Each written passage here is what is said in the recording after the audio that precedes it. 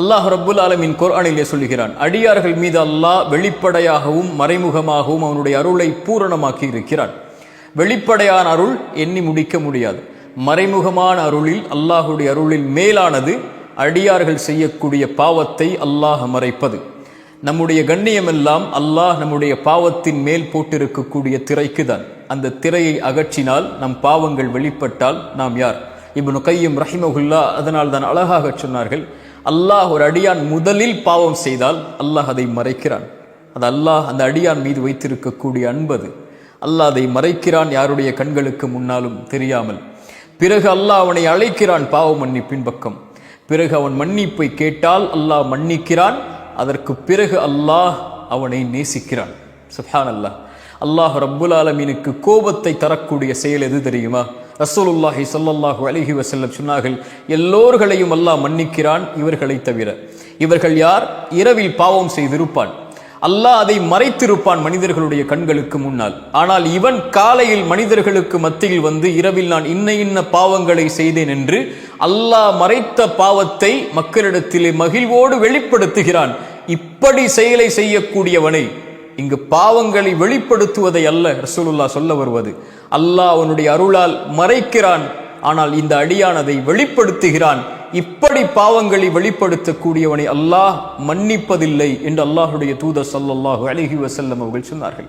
அல்லாஹ் அடியார்கள் செய்யக்கூடிய பாவங்களை மறைப்பதை அல்லாஹ் விரும்புகிறான். இது எப்படி விவரிப்பது இந்த நிமிடத்தில்?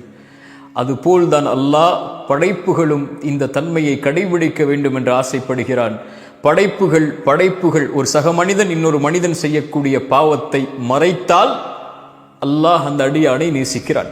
சுப்ஹானல்லாஹ். ரசூலுல்லாஹி ஸல்லல்லாஹு அலைஹி வஸல்லம் சொன்னார்கள், யார் ஒரு சகோதரனின் குறையை மறைப்பானோ அல்லாஹ் அவனுடைய குறையை நாளை மறுமையில் மறைப்பான். ரசூலுல்லாஹி ஸல்லல்லாஹு அலைஹி வஸல்லமுடைய வாழ்க்கையை எண்ணி பாருங்கள்.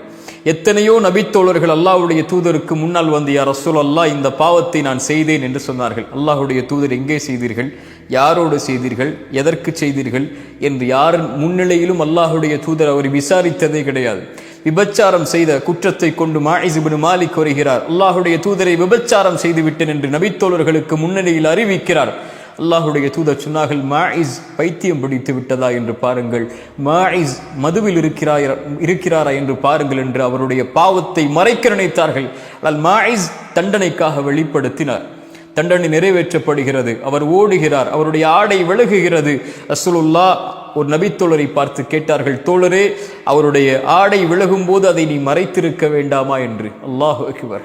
அவர் ஓடும் போது அவரை விட்டிருக்க வேண்டாமா என்று. அல்லாஹுடைய தூதர் மறைப்பதை விரும்பினார்கள். யார் என்ன பாவம் செய்தாலும் அல்லாஹுடைய தூதர் அவரிடத்திலே துருவி விசாரித்தது கிடையாது. அவர்களாக வெளியே வந்து பாவ மன்னிப்பை கேட்டு பாவத்திற்குரிய தண்டனையை சாட்சியோடு நிரூபித்தால் மட்டும்தான் அல்லாஹுடைய தூதர் தண்டனையை கொடுப்பார்கள். இல்லை என்றால் அல்லாஹ் உன்னை மன்னிப்பான், சென்று விடு என்று அனுப்பி விடுவார்கள். அல்லாஹுடைய தூதர் ஸல்லல்லாஹு அலைஹி வஸல்லம் அதை விரும்பினார்கள், நேசித்தார்கள், செயல்படுத்தினார்கள், பிறருக்கும் அறிவித்தார்கள். என் சமூகமே, பிறருடைய குறையில் நீங்கள் துருவி ஆராயாதீர்கள். அல்லாஹ் மறைத்த குறைகளை துருவி ஆராயாதீர்கள். நீங்களும் மனிதர்கள்தான், அவர்களும் மனிதர்கள்தான். உங்களுக்கும் குறை இருக்கும், அவர்களுக்கும் குறை இருக்கும். பிறருடைய குறையை துருவி ஆராயாதீர்கள். யாருடைய குறையை ஒருவர் துருவி ஆராய்வாரோ அல்லாஹ் அவருடைய குறையில் அவரை பின்தொடர்வான். அல்லாஹ் அவருடைய குறையில் அவரை பின்தொடர்ந்தால் அல்லாஹ் அவரை அவருடைய வீட்டின் மத்தியிலேயே அல்லாஹ் இழிவுபடுத்துவான். உங்களுடைய பாவத்தை அல்லாஹ் மக்களுக்கு முன்னால் வெளிப்படுத்தி உங்களுடைய கண்ணியத்தை அல்லாஹ் நீக்குகிறான் என்றால் நீங்கள் செய்த பாவத்தில் மேன்மையான பாவத்திற்குரிய தண்டனை அது என்ன பாவம்?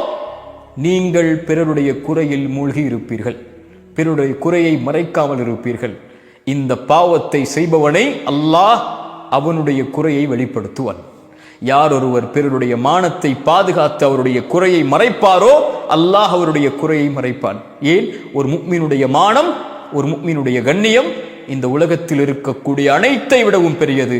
கஅபாவை பார்த்து சொன்னார்கள், கஅபா நீ மேலானதுதான், ஆனால் உன்னை விட மேலானது ஒரு முஃமினுடைய மானம் என்றார்கள் ரசூலுல்லாஹ். அதனால் தான் சொன்னார்கள், யார் ஒரு சகோதரனின் குறையை தன்னை விட்டு திருப்பி விடுவானோ அல்லாஹ் அவனுடைய முகத்தை நரகத்திலிருந்து திருப்பி விடுகிறான் என்று. சுப்ஹானல்லாஹ்.